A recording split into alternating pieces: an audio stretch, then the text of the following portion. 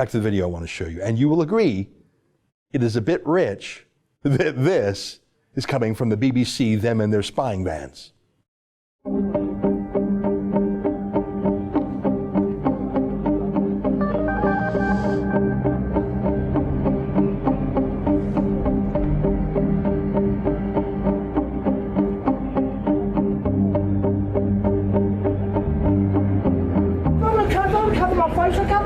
Don't push me out when I'm walking down the street.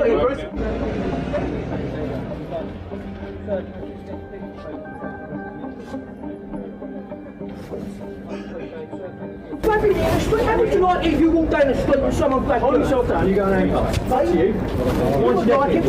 You mind your neck. What's your suspicion? Yes. The fact that he's walked past clearly marked I would do the facial same. recognition thing and covered his face. I would do the same. Gives us grounds to stop No, him it doesn't. and verify. The chap told me down the road, he said he got facial recognition. So I walked past like that. It's a cold day as well. As I've done that, the police officers asked me to come to him, so I've got me back up. I said to him, off, basically. I said, I don't want my face shown on anything. If I want to cover my face, I cover my face. It's not for them to tell me not to cover my face. I've got a now £90 fine. There you go, look at that. Thanks lads, £90. Well done.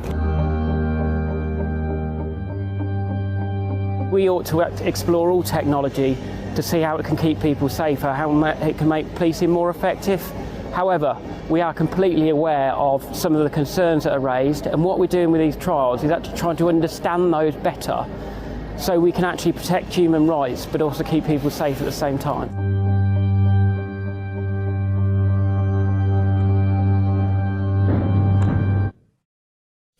That's incredible to me. It seemed too perfect, too on the nose. Again, I thought that was fake. But there is nothing too absurd in the United Kingdom these days. I mean, they had a vote to leave the European Union, right? It was called Brexit, right? The vote was held way back in 2016, right? They were supposed to leave on March 29th of this year, right? And they just didn't. Their government just refused to follow the will of the people. So yeah, it's clown world. Up is down, down is up. So a man sees the police are spying on the street, spying on everyone, indiscriminately, without any probable cause, without any reasonable suspicion of anything. They're literally searching, in a way, everyone who goes out of their own private house, probably searching them in their house too, if the BBC vans are any guide. And a man thinks, well, I've done nothing wrong, so saw it off, as the Brits would say. Sorry to swear, I think that's a British swear. He chose another swear, sounds like. And the police arrested him for not showing his face, but he did nothing wrong. They admitted he did nothing wrong, but to say or act like he did nothing wrong was wrong. So it's a catch-22. If you submit to the warrantless search of your face to be matched against a government database of faces, if you submit to it, oh, you're fine. Maybe. They didn't say what the 3 people arrested were arrested for, did they? So if you comply with their illegal warrantless search of you, you're not in trouble. But if you don't comply with their illegal search, then you're in trouble. And they will search you anyways and fine you £90, more than $150. And they'll touch you and push you and psychologically assault you. No privacy anymore. And the cherry on top was that cop at the end.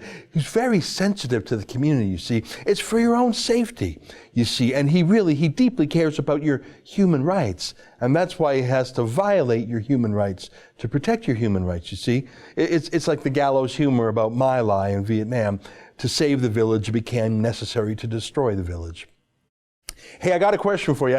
What if it wasn't an indigenous Brit of middle age who seems to have an instinctive understanding about his ancient rights? He doesn't sound like a lawyer to me. He sounds very middle class, as they would say in the UK. Normal guy, maybe even working class. But he knows he can walk on the streets without being molested by a police officer. It's not like the stereotypical scene in movies made about Nazi Germany where any cop or any agent can call you over and command, "I am Papieren bitte, show me your papers, please." Yeah, no. That's what they all fought against in the Second World War. Not in a free country like the UK. The Magna Carta took care of that in 1215. You should read it.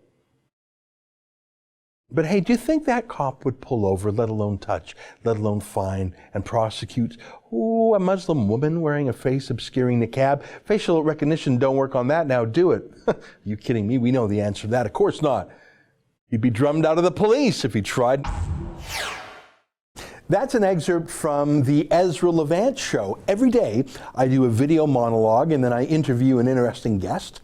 And then I end by reading my hate mail. But you've got to subscribe to it, which you can do at therebel.media/shows.